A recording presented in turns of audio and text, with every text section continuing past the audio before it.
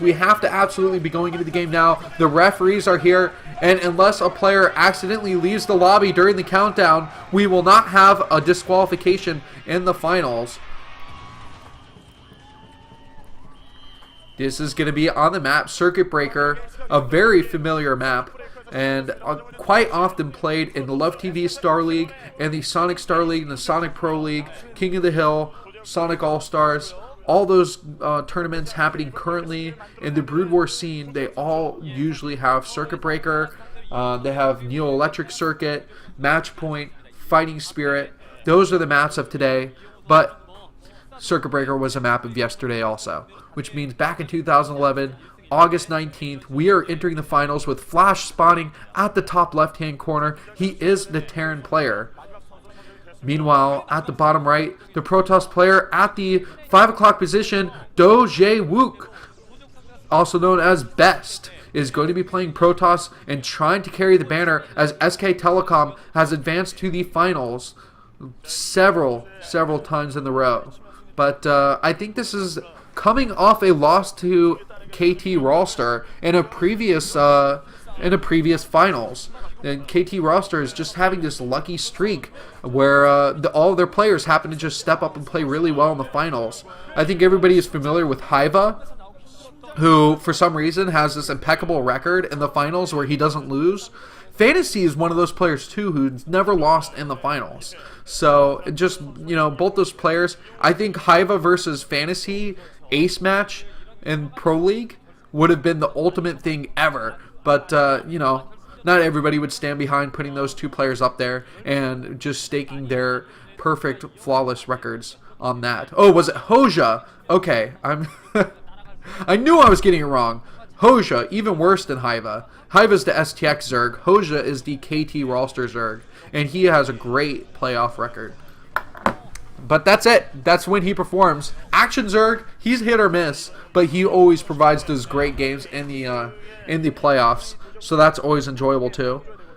Thank you guys who decide to follow me on Twitch. I do this every week, so hopefully you can get alerted to watch and listen to my casts and learn more about either strategy, history, or just come and play and have some fun. Because typically I do an hour segment of people playing StarCraft Brood War also. So just a little bit of a recap there of what happens on Tuesdays. It's absolutely the best day that you can have. Tuesdays are great, and I'm thinking of possibly moving the time earlier, so keep a watch on that. I want to be able to catch the European crowd a little bit more, and I know that a lot of people in Europe who are watching right now are up late at night, so thank you all for taking the time to watch me regardless of your sleep schedules. And it looks like this is going to be that gateway core, build where you get that range upgrade and attack with the Dragoons. So whoever was asking earlier about are they going to, do you expect a Protoss player to attack with the Dragoons on that bunker every game? Yes, we should be expecting it here too, as he's going for that range upgrade. And now the probe has officially identified where his opponent is. The natural base is going to be coming down pretty quickly here. I like this. Only one Dragoon getting out. And here's the thing. If Flash had spawned in one of the closer locations at the 1 o'clock or the 7 o'clock, BeSt could have done something a little bit different where you can build a Zealot early on and then attack in with a Zealot, Probe, and Dragoon as you follow up with more units in the background, go to gate, and then expand with the Nexus. And that applies a lot more pressure on your opponent. But since it is a far spawn, I think that even though BeSt, no matter what, seemed like he was going to go for that gateway expand, it's definitely an option that you have with the closer spawn to go for that 2-gate pressure into the Nexus and possibly, do some decent damage to your opponent. And so it looks like there's the pylon just coming down here. The range is going to be finished up soon. That bunker at the front. And now we're looking at 2 factories very quickly here, getting that second factory, which means that Flash has 2 options here. He could go and get a lot of vultures out very quickly from those 2 factories, or he could get that siege tank out. But I would love to see Spider Mines from Flash early on and kind of change things up, because Spider Mine pressure at that natural makes it incredibly hard to defend your probes, and basically you have to pull them back and wait for that robotics facility to come out, use your observer, BeSt, though, he has proven now a third time in his games against Flash in this past year that he's played him, and he's played him 3 times now. What he has shown is that he likes to get that robotics facility and not lose to Spider-Man attacks. So he will not lose to the lack of observer here. And it seems that Flash is kind of read BeSt game plan, watched his matches, and realized that it isn't the best way to go against someone like BeSt. Personally, it would work better against a player like BeSt, who plays much more greedy against a talented player like Flash. And now the attacks are coming down, and Flash is going to have to bring another SCV over and actually building an engineering bay at the third base, and he's not going to finish it. So it's to just deny a third Nexus, a quick third Nexus, but BeSt is actually building a quick third Nexus at the 3 o'clock location instead, and that's going to get super scary if he can get away with this Nexus and reach like the 6 minute mark, and well, I guess we're actually almost to the 6 minute mark. So if he can reach the 11-minute mark with this third Nexus, then his economy will be very well done. And now Flash has brought an SCV over to identify it, canceled his engineering bay, which he had the opportunity to finish, lift, and float into his opponent's base for free scouting, but it's not something he necessarily needed anyway. Now, the Academy coming up is going to be important, and even though you don't go for bio, want to let you guys know, hey, you have to build the Academy because the ComSat station will provide those scans. You cannot build orbital command centers. For you guys coming from StarCraft 2, you can only build an add-on that allows you to reveal your opponent. And that's the only functionality that building provides for you. But it'll gain energy over time. 50 energy, bam. You can get that scan out. So it's going to be very important so that way he doesn't lose to DTs, which is something we still haven't seen in a Flash versus BeSt matchup, is DTs, Reaver harassment, and really the detection paid off greatly when it came down to Arbiter play. So now the Spider-Mines are coming out here, and look at that, there is no observer close to this natural base. That's going to make things a little bit tricky. And is he going to bring his Dragoons in there with the probes right there? No! Oh my goodness! Wow! That is so risky by BeSt. I don't know anybody who has the balls to leave their probes inside the natural mineral line while he tries to pick off the spider mines. That was just absolutely insane, and only a man toss such as BeSt would be able to do that. I'm sorry, Reach, your name got taken away for this specific game. Now the Vultures are coming in here to do the harassment. And what's really tricky about taking this third base is that you can't properly wall off the down ramp with 3 pylons. It's significantly more difficult here, and fortunately BeSt does have the Dragoons to help defend, and like I said, you want to hit that like 11-minute mark with full Protoss mining at the third base. So we're getting towards that 8th minute now, 3 minutes away from, is he going to hit that critical mark where BeSt's economy is going to be good, or Flash will have done the damage where off his 2 base, he builds the command center, goes for the third, and comes out with a strong push. So the command center is coming down at that third base. I'm pretty sure that is going to be a mineral only, and yes, we can identify that now. It's a mineral only base, but that's going to allow him to pump out more Vultures, get the proper amount of SCVs, build a ton of supply depots, and then expand over to that gas, which is a little bit riskier to take out. And so the engineering bay has been built finally also for Flash inside of his main base, and it's absolutely necessary because turrets are so useful for that standard Flash push out that we are used to seeing. Obviously the upgrades are coming out from the Forge, going to be that +1 first if he hasn't already got it. The +1 armor and attack upgrade are very quick to take and are very inexpensive. So as a Protoss player, don't bother wasting time not getting them. Get them very early and it will pay off. I can guarantee you that. So the upgrade's on its way. Now we're going to see a total of 6 gateways inside the main base. No Arbiter quite yet, or no Stargate play built up to get to see that Arbiter. And I think that all comes down to some decent harassment from those Vultures at the third base. Made it a little bit harder for BeSt to get those gases and start mining up from those assimilators. And now the Dragoons with that Observer are going to be pushing out to kind of go for minesweeping again. And a 4th base is going to be taken by BeSt too. And that's going to be absolutely awesome for him.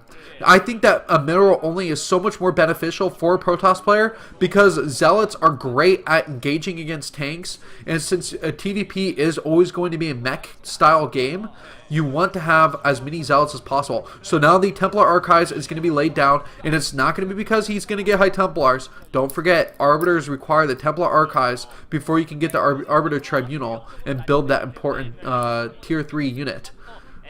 Meanwhile, the turrets and bunker down at the 6. Now, I was talking about building a bunker in the last game and how you don't normally build a ton of bunkers at your expanding bases. But in this case, the 6 o'clock is a really hard base to hold, and that bunker on the low ground is a very, very nice defensive building to have, and so it's worth the minerals to build that additional base and filled up with Marines. It'll help you defend so much more here, because it allows you to have something to surround and easily repair also, especially when you have that huge engagement of the Protoss army.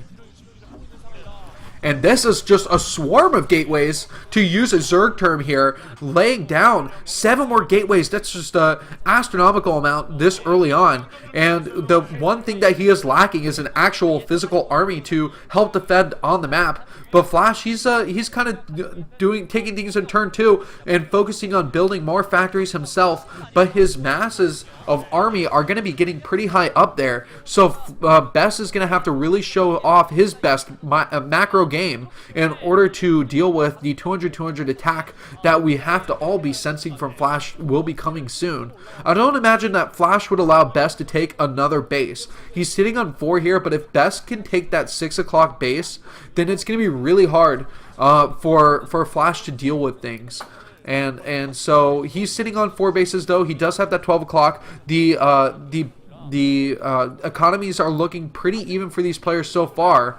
And no Zealot speed upgrade quite yet, but I imagine that he will be having that on the way. The Citadel Dune is already done, as we clearly saw building the Temple Archives being built. And so once the leg enhancements upgrade has been finished up, he will be able to effectively engage the army around this map here. So Spider-Mine's causing things to be a little bit messy again, and as I kind of said earlier, these vultures are just going around tagging the area on the map to make sure it not just one to try and deal damage, which that was a nice AoE damage by that Spider-Mine, but really it's providing crucial scouting information, because every time one goes off, Flash will just lose a tiny segment of that map vision and realize, hey, oh man, it seems like my vision is just crunching down very quickly here. What the hell is BeSt doing?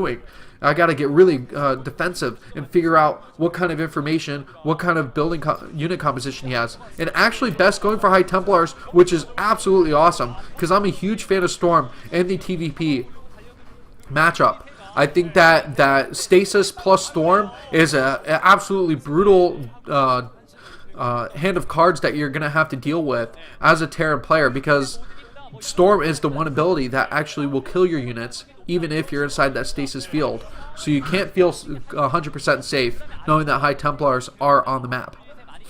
And this is quite a bit of units bunched up. Is BeSt looking for a recall, or is he going to be moving his units out? Okay, so only an observer on that left side of the map moving up. I wasn't sure if that was going to be just a Ninja Arbiter trying to find a sweet spot location in the natural or the main base of Flash. But he's really nicely turreted up, and that's a good use of those minerals coming from that third base that Flash took at the mineral only. And double armory upgrades at a time. Really, he only has the +1 attack right now, but behind this, he's going to be able to get those upgrades very fast now that he has both armories out. And more gateways are getting thrown down by BeSt, and in fact, his army still isn't 200-200, and he's got to continue to run back here. There's no Arbiters to help defend, too. Now, Flash, this is the scary moment where you see his army. It's going to be so powerful right now. Is BeSt going to be able to slow it down? Something that would be really nice is to burn, a way to burn scans. If you can take out the science vessel as a Protoss player, then bring in a couple DTs and go and slowly stream your DTs in to burn scans from the Terran player. But off of 4 command centers, it's going to be quite a while before he does run out of scans anyway. And now the Arbiter play is coming into hand. Oh, look at that tank line, though. He's got well over 20 tanks just stacked up in a perfect location here. Going to be incredibly hard for BeSt to get the surround that he needs. He's going to need units to come from the top and the bottom location, but it seems like that that small pathway for him to get his units up to that top right and engage from top down and bottom up is not going to be possible for him right now. But it looks like the huge engagement here. BeSt does have the macro ability right now with all those extra gateways to re-engage.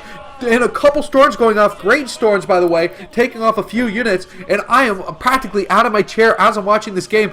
But Flash has defended that attack. And it seems like BeSt is allowing himself to give away more ground, more and more here. And the KT roster team is out of their seats too as they see this getting exciting. And this is going to be tense for BeSt, who might be losing that 3 o'clock base. And the Zealots are attacking that command center and going to be able to take it out. I think that Flash isn't going to be able to repair it in time. And now he has to push out. He can't lose that Nexus at the 3 o'clock. It's such an important mining base to be able to get those additional gases. He does have that 6 o'clock, but there are no more mining probes. Oh, well, I guess there's no more mining, but the probes are still there. They're trapped inside at that low ground, and there's no way they can escape. Something that would be really cool is if BeSt decides to use a recall to get his probes out of that burrowed location here. But it looks like Flash is packed up. He's no longer going to be attacking at that 6 o'clock. He's moving his army back into the middle, and storms are coming off again. But these tanks just push forward regardless, and BeSt is looking like he's in a lot of trouble as his army has just been strangled out and thinned down to the wire here. Look at all those factories. If you think that BeSt has huge macro ability, Flash is showing that he can build a ton of buildings here too and get just as many units out just as quickly. And now another engagement here. But that science vessel is causing a lot of trouble here. He doesn't have the energy to stasis it.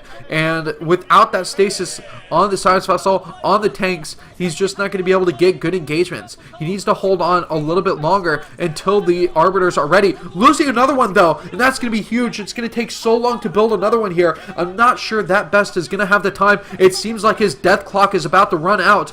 And now the tanks on the bridge. That's an incredibly hard location as they have just formed a leapfrog style line across that bridge. And you can't really get a full concave on that kind of tank line. And now it looks like he's brought back down to his natural, and the 3 o'clock base is completely taken out. The mineral only is actually being harassed. The Nexus is down, so now it is a situation where Flash can take out that 6, and then the economy of BeSt is going to be non-existent. The main has no more minerals in it. The natural is going to be worthless in just a few minutes also, and this engagement is just going to be possibly BeSt's last engagement. Look at those string of High Templars, though. Are they going to be able to get enough storms in here, though? A single storm on top of that tank does end up taking it out. A nice one to take out one more siege tank. And now the Zealots are streaming in, too. Hopefully that friendly fire damage will do anything. But no, BeSt has got to be feeling, and he looks quite defeated at this time. All those probes, might as well bring them back to help engage in the fight, even though they'll pretty much die instantly. StarCraft 1 workers have proven themselves to be futile in fighting engagements here. And so now the tanks have that siege tank lineup outside of the natural base. These defensive pylons here, really, they are defensive to allow the Protoss player a better positioning against his Terran opponent, are no longer going to be useful. And now it looks like more Zealots are going to be streaming in from the top. It seems like somehow BeSt still manages to come out with more and more units here and is cleaning up that front line of tanks. So not a bad job by him, but Flash, he's looking very secure here. A little bit of a hop in his seat, and just showing that that's not a pouty lip, that's a celebration lip if I've ever seen one. And now these tanks are in a position to take out that Nexus here. And look at that single DT with 1 kill is doing what it can to thrive forward here. And unfortunately, even DTs can't win the game at this point. The power of tanks is too strong. The mech of the KT roster Terran Flash is just going to be too strong as he is rolling over the tiers of the SKT opponent BeSt. And now the production facilities, as these fall, there won't be anything left for him to hold on to here except for his reluctance to type out GG. I think fantasy has showed him best right now to teach him to stay in the game as long as possible. But it's really just drawn out because he knows that the ace match has relied on him. Everything is resting on his shoulders, and as soon as he gives in, there's just nothing else that his team could do. This is the final game of the SK Telecom KT roster matchup back in 2011. Oh, look at that. The happiness of the coaches here. Really wanting this victory. It's very important to him.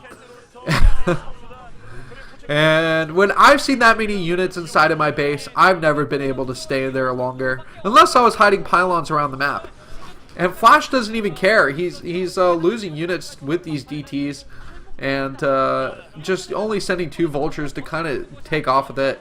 And... he can't lift his Nexus. That's right. So BeSt has no opportunity to lift buildings and hide them in the 4 corners of the map or something to force out a draw. And this is going to be really unfortunate here. I wonder how much longer this game can last. I mean, this is just, it's heartbreaking as an SK Telecom fan to watch this. But, to appreciate what KT roster went through, how hard their team fought. And beating SK Telecom, there's nothing sweeter in the world than defeating the great kingdom of the SKT. So KT roster, congratulations to them, as it looks like they're going to be wrapping up this victory here. One last attack here. Look at those zealots taking out a bunch of tanks here. But BeSt, I don't know how he's managed to stay in this game this long anyway. It's very commendable that he has an army left to fight here, and now he's going in with the tanking Archon, something that BeSt probably has taught him to make Archons and lose PvTs. But look at that, he cleaned it up. What's up with you, Flash? Why not crush the dreams already? And so vultures are free and have 0 build time. Yes, vultures, 75 minerals, they practically are free at this point in the game. And they build pretty quickly, but that doesn't mean that Terran's broken. Protoss, they have a flying cloaking device that can teleport units all around the map. Pretty freaking awesome. Oh, and now Flash has finally realized that BeSt has a base at the top 1 o'clock position. And now he's moving in to cut. This is the cloak and dagger move. He is getting ready to take apart everything that is the hope and dream of the opposing team. The production facilities are no longer available, and GG by BeSt. And a historic moment in the history of Brood War as KT roster gets one of their few victories in the finals. And this is an absolutely huge one.